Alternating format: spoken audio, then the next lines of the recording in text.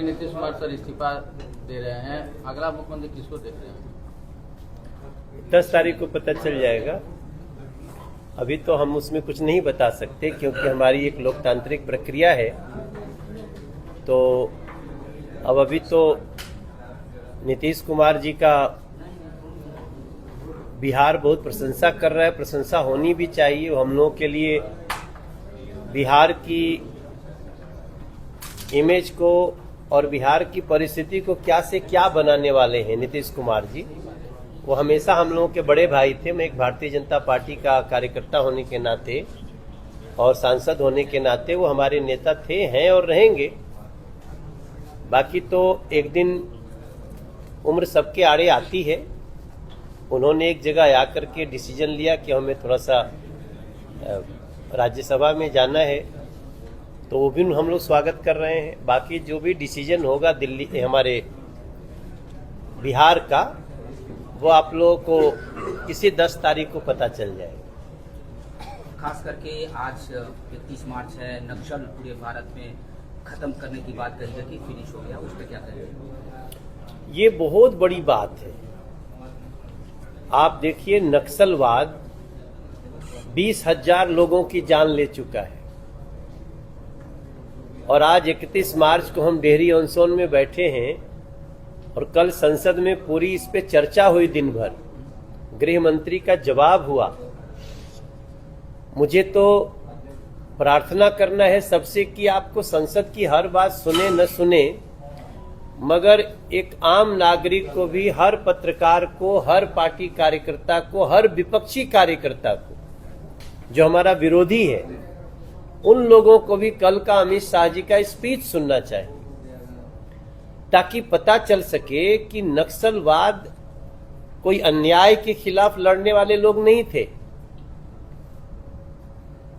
हमारा जैसे सूत्र वाक्य है, हम लोग भारतीय जनता पार्टी का हमारा सूत्र वाक्य है कि देश प्रथम। हमारे लिए पार्टी भी देश के बाद आता है और हम सबसे, लेकिन उनका सूत्रवाक्य क्या है? बंदूक के नली से निकलती है सत्ता। तो फिर बाबा साहब अम्बेडकर कहां गए? फिर संविधान कहां गया? और उन्हीं को कुछ लोग हमारे ही समाज में उनको छद्म रूप से समर्थन देते हैं। वो कई बार ऐसे विचारों के लोग हमारे चुनकर भी आ जाते हैं जो उनके शेडो है।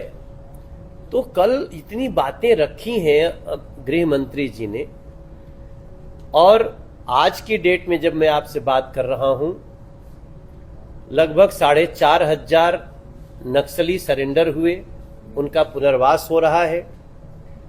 लगभग 2,000 लोगों को गिरफ्तार किया गया, वो भाग रहे थे, फरार हो रहे थे, और लगभग 750 को न्यूट्रलाइज भी किया गया क्योंकि वो बातचीत का रास्ता छोड़ के गोली चला रहे थे।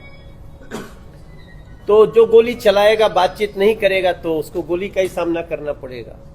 लेकिन आज जब हम आपसे बात कर रहे हैं, इस देश में कहा जाता था कि नक्सलवाद खत्म ही नहीं हो सकता, और नक्सलवाद एक समानांतर सरकार चलाने की व्यवस्था थी, उनका कुछ मतलब नहीं था। आज देखिए, कम से कम ऐसी जो 4,500 लोग सरेंडर किए हथियार के साथ, उनमें 500 से ज्यादा बेटियां हैं जिनको मेहंदी लगाया गया तो रोने लगी, नेल पॉलिश लगाया तो रोने लगी। उनको घर से उठा करके बंदूक थमाया गया और किसी ने उनके पक्ष में बात नहीं की। समाज में समस्याएं बहुत हैं, सुविधाओं का बहुत जरूरत है, लेकिन सच्चाई जो नक्सलवाद की है, अब उसके समापन के बाद आज की जानकारी में एक और ग्रुप है जो तेलंगाना में है, जो हो सकता है कि अगले 2-3 दिन के अंदर वो भी सरेंडर कर देगा। उससे बातचीत वो रेंज में है, पकड़ में है।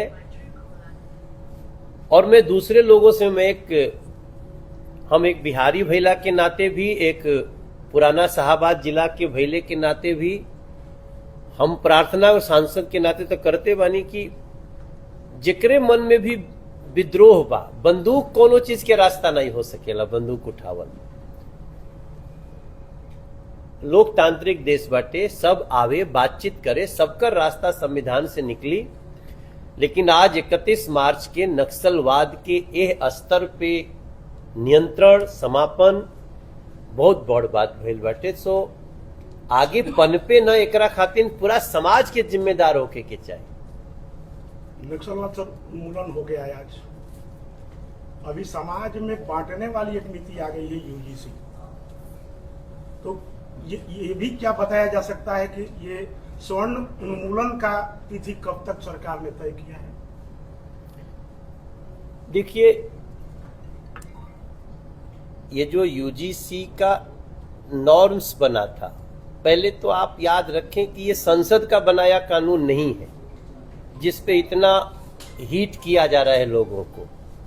ये एक डिपार्टमेंट ने अपना नॉर्म्स बनाया है, और डिपार्टमेंट का नॉर्म्स बनता है तो खत्म भी हो जाता है। जिस दिन सुप्रीम कोर्ट ने उस पर रोक लगाई, सरकार वहीं खड़ी थी। सरकार का भी स्टेटमेंट था कि हम इसकी समीक्षा कर लेते हैं, और हम भी इस बात के पक्षधर हैं कि बिल्कुल सबको समान दृष्टि से देखा जाना चाहिए। हमारे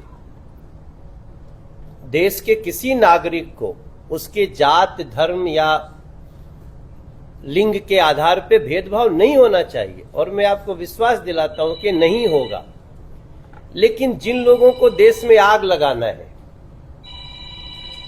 वो तो इसके बाद भी करेंगे। सुप्रीम कोर्ट ने रोक लगाया, धन्यवाद। हम सुप्रीम कोर्ट का सांसद होने के नाते भी धन्यवाद करते हैं, और हमें पूरा विश्वास के साथ आपको कह सकते हैं कि जिस दिन सरकार की समीक्षा आएगी, सबको समान रूप से हक देने वाला ही समीक्षा है। सर, एक सवाल है, इसके लिए किसी को भी, मैं बहुत जगह देखता हूं, मुझे थोड़ा सा इस बात का दुख होता है कि अब किस बात का विरोध, अब आप मांग करिए। अभी विरोध तो तब होता है जब कोई नियम लागू हो जाए, उस पर रोक लग गई तो मैं पूरे देश में जो विरोध कर रहे हैं, जो कोई सवर्ण को खौला रहा है, कोई काहे खौला रहे हो? इसी सरकार ने तो सवर्णों को भी आरक्षण दिया जो ईडब्ल्यूएस है, फिर किस बात का शंका है आपको? आज इस देश की कोई जाति नहीं है जो रिजर्वेशन में नहीं आती है। ब्राह्मण हो, ठाकुर हो, कायस्थ हो, सवर्ण के राजपूत हो, भूमिहार हो, जो भी सवर्ण में आते हैं उनको 10% का आरक्षण ईडब्ल्यूएस, इकोनॉमिकली वीकर सेक्शन, देने वाली यही सरकार है। इसलिए आप सबको शायद जानकारी होगी, जिस कमेटी से ये मामला निकल के आया, उस कमेटी के हेड दिग्विजय सिंह जी हैं, कांग्रेस के नेता। लेकिन ये भी बात उठेगी कि भाई उसमें भाजपा के भी सांसद थे, तो उसमें उसी को तो हम समीक्षा के लिए लेके आए हैं। और मेरी एक ही प्रार्थना है देश के सभी सवर्णों से, और हर ओबीसी से भी, एससी एसटी से भी, हमें आपस में प्रेम बढ़ाना है, हमें खाई नहीं डालनी, वरना दुनिया तो खाई डालना ही चाहती है हमारे। लेकिन जो खाई डालती है वो अपने में खून बहा रहे हैं, मिसाइल बरस रही है उनके यहाँ। हमारे यहाँ होली मन रही है, उनके यहाँ गैस 4000 रुपए की रुपए में हो गई, हमारे यहाँ आज भी गैस उतने में मिल रही है। उनके यहाँ डीजल पेट्रोल पे 15-15, 20-20 रुपया बढ़ गया। हमारा सारा बोझ सरकार ने ले लिया, आपको पता है ना, 10 रुपया एक्साइज ड्यूटी घटा दिया सरकार ने। तो मैं एक सांसद होने के नाते, प्रतिनिधि होने के नाते जनता का, हम बार बार प्रार्थना करेंगे, विरोध न करें, मांग करें। मांग और विरोध में बहुत अंतर है। आप मांग करें कि बिल्कुल बराबर